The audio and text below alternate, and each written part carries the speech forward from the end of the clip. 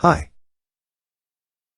In this lesson, we are going to modify important settings in order for Kali to run with no issues. So, we open VirtualBox.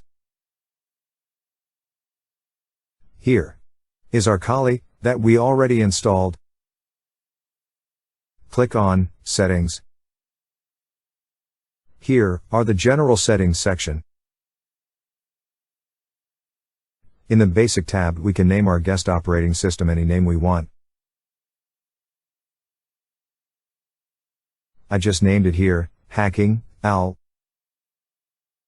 In the Advanced tab, with the Shared Clipboard and Drag and Drop features. They are for copy, paste, drag and drop functions between the host operating system and our guest operating system. So, we can leave them with the bidirectional option to make it easier for us to copy and paste from it and to our Kali. However, it is much secure to disable these functions, or at least set them with the host to guest option.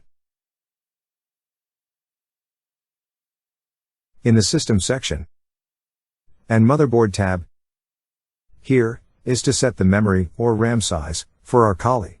We need to be careful here, as we can make our PC slow. And make sure that it is within the green area. Okay? Make sure that this box is checked. In the Processor tab, we need to set how many CPUs to be for our Kali. Again, be careful here and keep it within the green area. Make sure that this box is checked. In the Network section, make sure that Kali is attached to a network. Here is NAT. Leave it now as it is.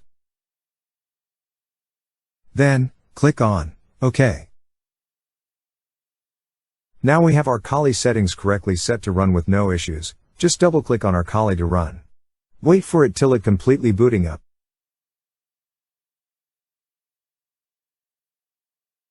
In the next lesson we are going to learn how to set snapshots, and you will see how it is useful.